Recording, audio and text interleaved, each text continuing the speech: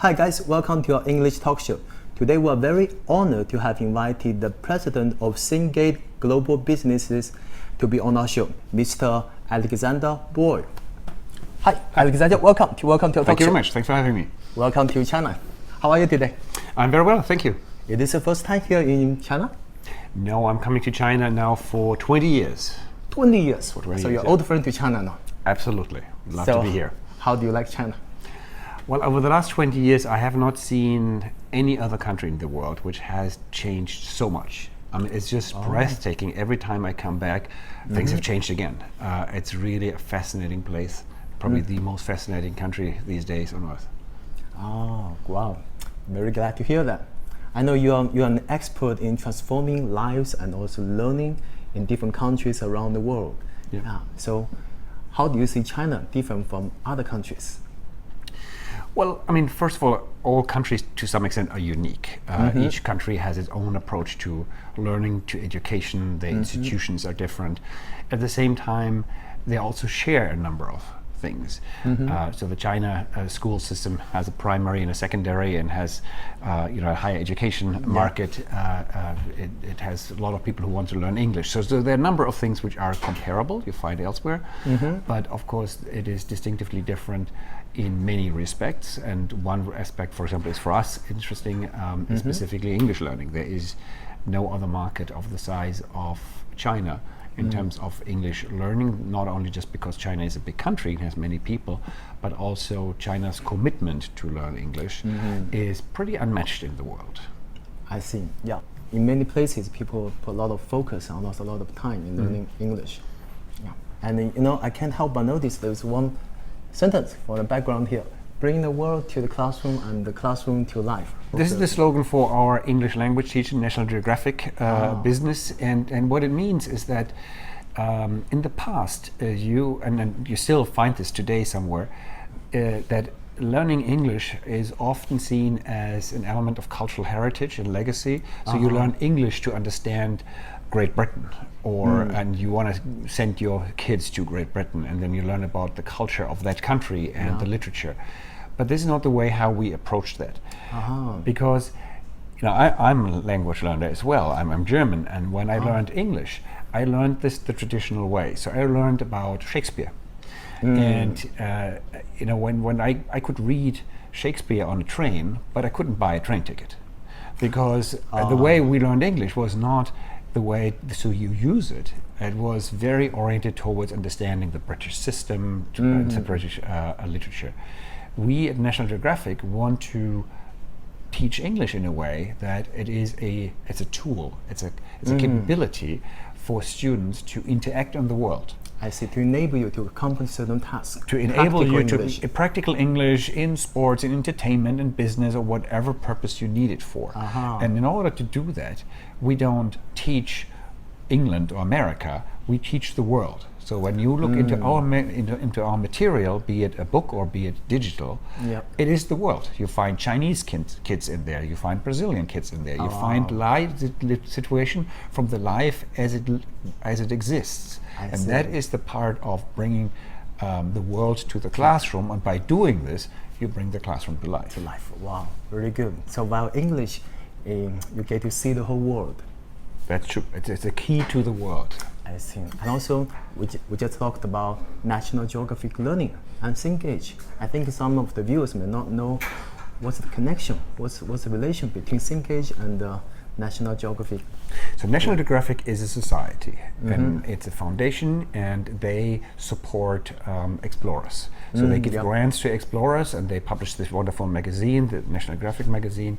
And these explorers are fascinating people who have certain ideas they really want to find out in the world, whether they dig out dinosaur bones or they dive to the ocean ground and find the Titanic or whatever it might be. And we have a very close collaboration with National Geographic in a sense that we acquired their educational publishing, and that we are the exclusive partner of National Geographic if it comes to educational publishing. That means we have access to all the content National Geographic produces. For example, the explorers produce a lot of videos, Yes, I and do. a lot of beautiful pictures, as you might have seen in the magazines. Yes. And so we can use these materials and put them in the center of our learning experience, so that students don't learn from, made up stories and cartoonish pictures, but actually from fascinating things of what the explorers do. They learn with videos. They can actually live interact with the explorers. It's a whole different way to learn language. Yeah, very good. I'm very much impressed. And also, I think the audience may have seen the interview that I had with Corey, one of the National Geographic Explorer, because I was very lucky to have invited to attend the National Geographic Learning Conference a few months ago in Beijing. Yep. And I got a wonderful experience learning a lot of stuff from the event, and also meeting a lot of wonderful people from Cengage and National Geographic. Corey was one of them. And also I was very much impressed by the innovation that Cengage you have here. Yep. Yeah, speaking of innovation, this is something that many educators are doing and we're very committed to. In your personal experience, what are some innovations that in the education sector that impress you the most so far? There are many in these days, and I think it's important to note that during the last 10 years, I think it's fair to say we have seen more innovation in education than probably in the 100, if not 500 years before.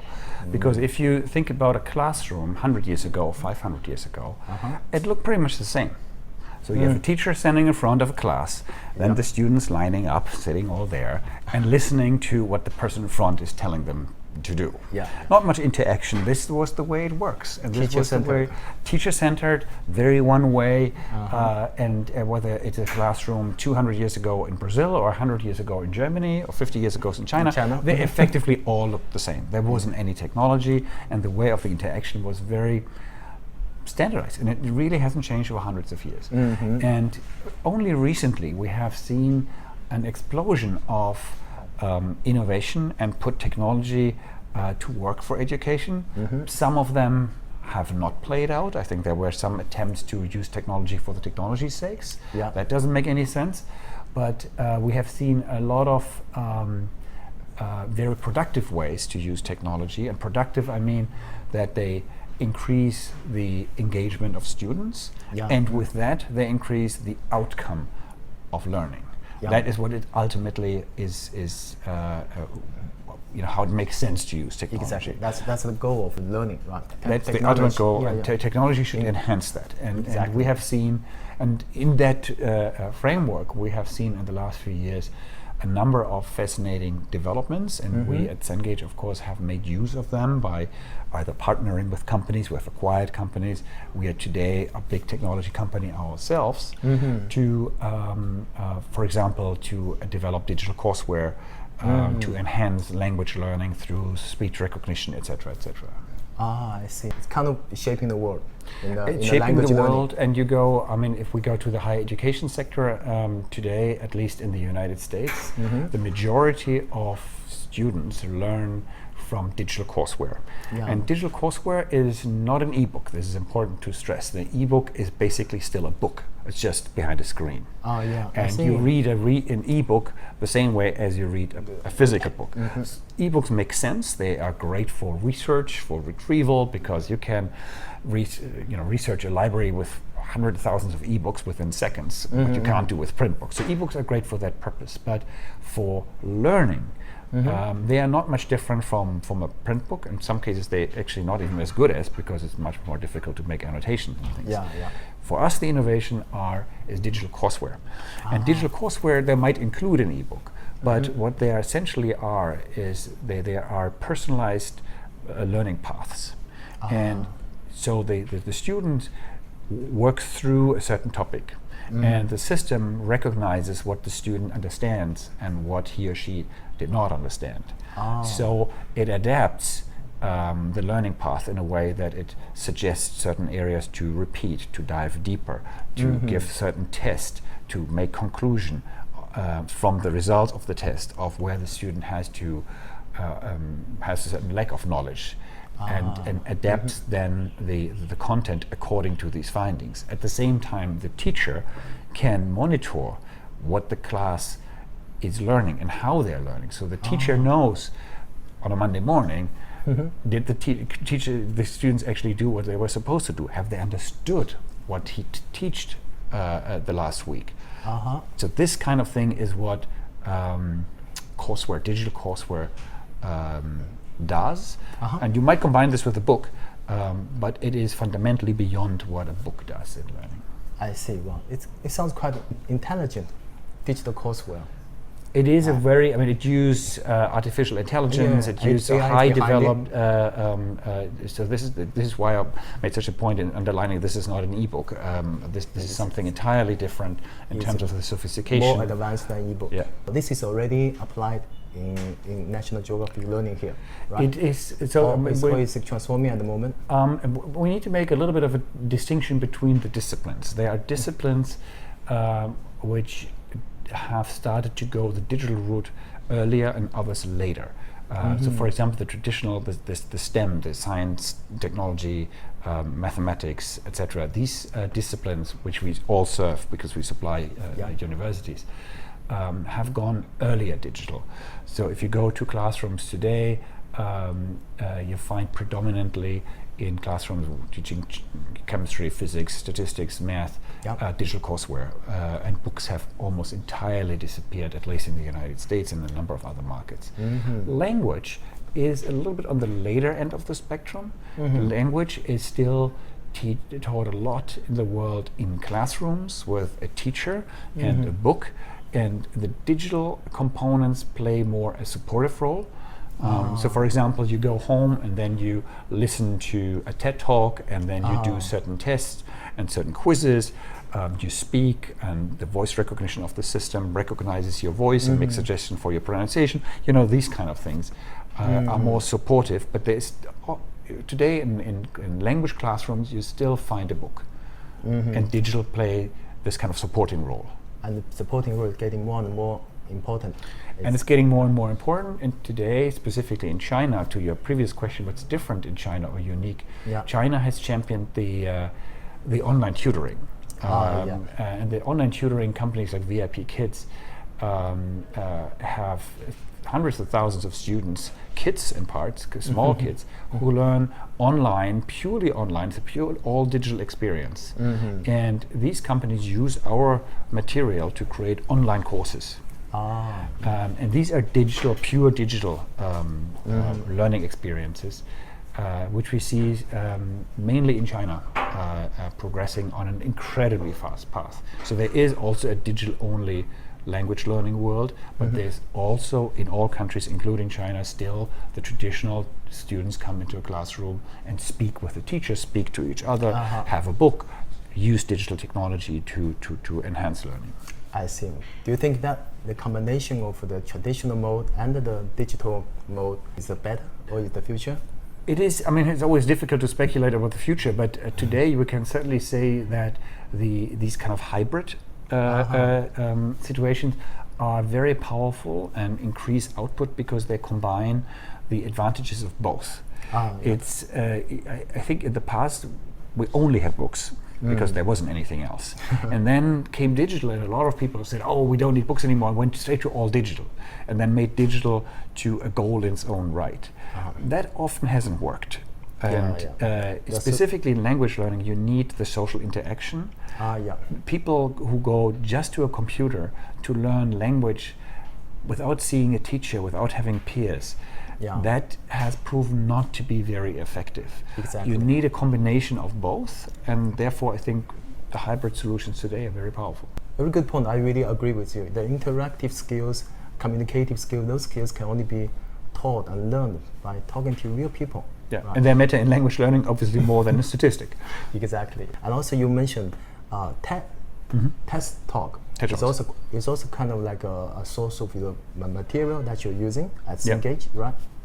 Yeah, we are the exclusive partner in education for TED Talks, and they line up very nicely with what we said earlier about National Geographic. For us, it is to provide original content Not made up stories, but fascinating content, which is interesting for the language learners, just to interact with the content, and then they basically learn language almost without noticing, because TED Talks are fascinating in its own right. Yeah. And there's another component which makes TED Talks very interesting, that the way we understand English, and we talked about that, is that English is not anymore owned by the United Kingdom or the United States. English today is a global language. They're speaking way more people English as a second language than actually people speaking English in the mother tongue. And if you listen to the TED Talks, the majority of people in the TED Talk speak English not as their first language. As their second language. They all speak English, but they speak it as a second language. So this is how you hear English today. So it's another element of real world experience by hearing people speaking in their second language, English, talking about fascinating topics. That's what makes TED Talks for us so attractive. Very good. And it's very good news for the Chinese English learners. They have to really know that. That's called kind of global, international English. It's a global, with a lot of facets. Not just British English or American English. It's international English. Yeah, absolutely. And it's not this kind of, you have to speak exactly this way, otherwise it's perceived as being wrong. We have moved away from that. Oh, that's good. That's good for our students, especially the Chinese English learners, to know that. Because I know many of my friends, they like to take some pronunciation classes to learn English, to speak British English or American English. But it's okay if you do that, but that's not necessary. Right? It's as long as you have a functional conversation. I think sometimes people need to enhance their pronunciation, because otherwise it's difficult to understand them.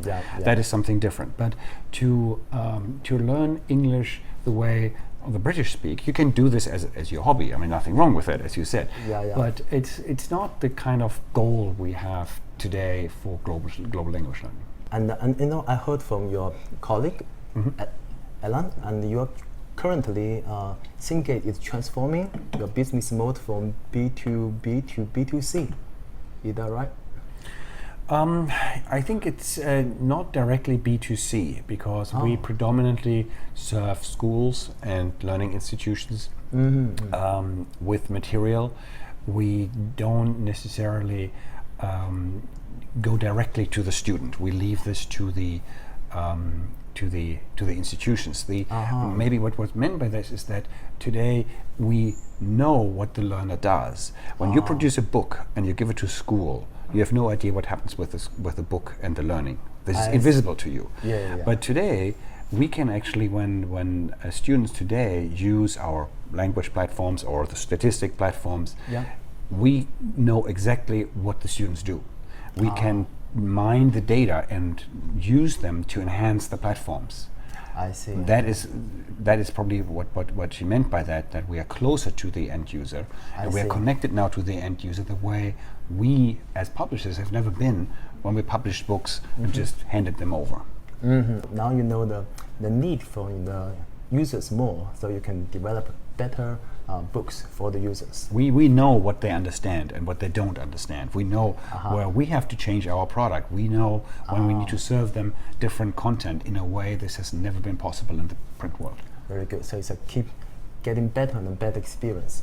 It's like iPhone gets upgraded every year. So your book a constantly learning system. Constantly upgrading as well. And books in the past we upgraded every other year, or every 3 years or 4 years, and not often based on real knowledge of the learning experience. Today we now have data, gazillions of data about how learning works, and then can, on a continuous improvement, change the systems. Very good news for the learners out there. Yeah.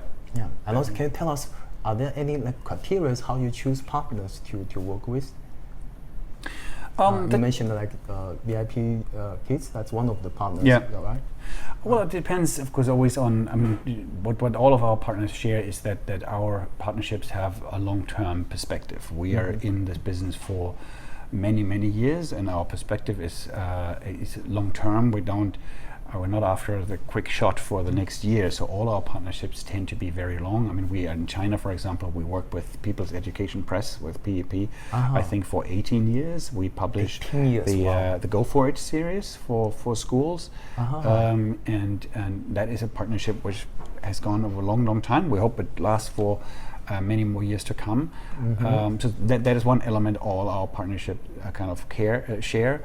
And then it depends on for what particular purpose. I mean, our partnership with National Geographic or TED is to get access to this very unique content. We have also partnership with technology companies to provide us with certain capabilities we have not developed in-house, but we want to acquire through partnership. Digital warehouse. Because you can't invent everything yourself. For certain areas, you need partnerships, and if you acquire a company or you just partner. And then you have a lot of local partnerships in China. To work with Chinese publishing houses is very crucial for us to work successfully in the market. There are also many publishers out there, right? In your opinion, what makes Cengage stand out, different from them? I think we are in many respects very innovative. I think the way we teach English, or our material teach English, is very unique in the way I described that. That's definitely one of them. But I can give you one other example in higher education. So higher education is now much more digital, and I think most of our competitors have gone that route as well. But the industry still sticks to the old model that the instructor, the professor, adopts a book or digital courseware, and then the students are supposed to buy it. One book at a time, one courseware at a time. This is the traditional model. We have just introduced in the United States a model which we called Cengage Unlimited. And Cengage Unlimited is what Netflix did to the DVD business, or what Spotify did to the music business. So in the past, you bought an individual DVD of watching a movie. You bought an individual song or a CD to listen to music. And these platforms switch to a subscription model where you pay one flat fee, and then you can use whatever you like as often as you like. Unlimited. And we have done the same for education. So today in the United States, we are not asking students to buy, intro statistic as a book or digital. We offer them a subscription for the semester for a low price.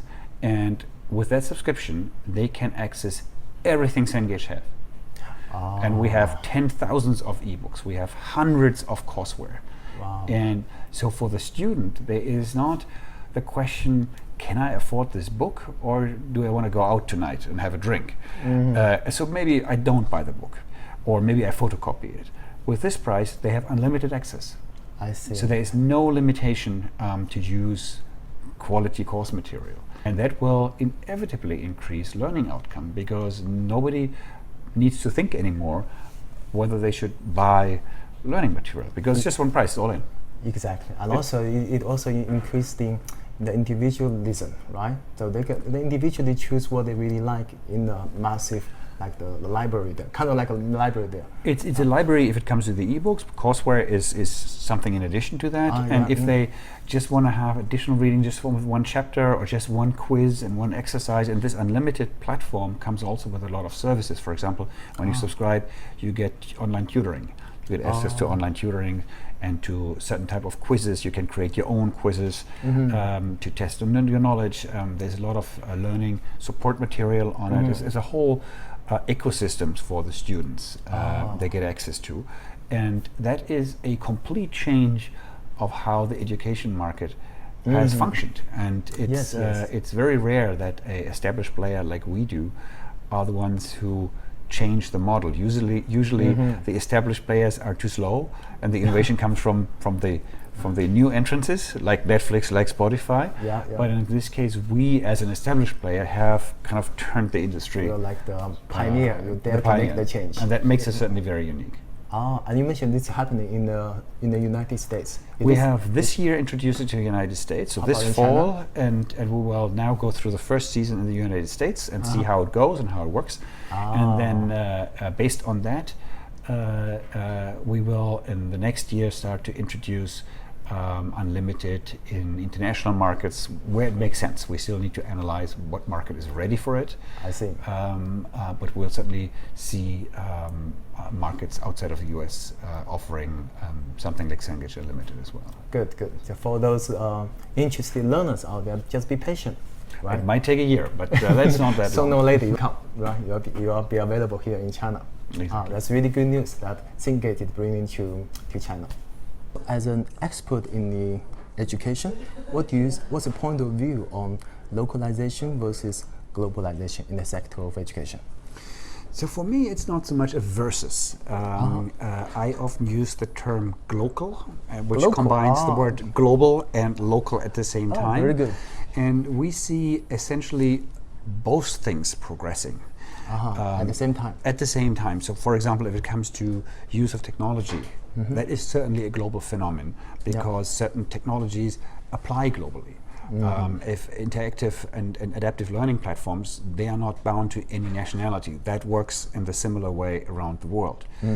At the same time, we see a much stronger emphasis today on that people want, when they interact with the learning system, that they want to not only see the material localized, that it has local currencies or talk about the local political institution, etc., but also they want to have a look and feel of their daily lives. And therefore, we have asked famous National Geographic photographers to travel to the countries, for example to China, and to take photos from the daily lives of people around in this country, and to take these photos so we can use them for our material. So when a kid opens the book or looks at the screen, they don't see actors or made up situations which happen somewhere in a different country. They see actually themselves. They see how they play, how they work. So it's very local. We have done this in China, we have done this in Bahrain, we have done this in the United Arab Emirates.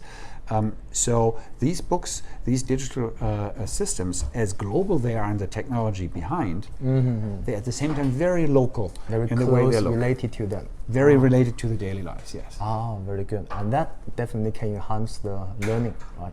That enhance learning, this enhance the identification with the material, and it's currently a trend we see in the world, which happens at the same time while globalization progresses as well. Very good. Thank you so much for taking the interview. My pleasure. Thank you. Before we finish up here, any other words you may want to say to Chinese audience? Can only say again how excited I am to be in China. And as I said, I come here for 20 years and the excitement hasn't changed. We are right here. This week is the Beijing Book Fair, which is for us always a very interesting platform and event. So I'm happy to be here, and I hope that the audience found the talk interesting. Yeah. And also, if you while you're waiting for the Cengage Unlimited coming to China, they can still get the access to Cengage books. All the material is already available. Yeah, all available in China. Go check them out, and definitely you'll find them useful and beneficial. Thank you so much. Thank you. See you guys next time. Bye bye.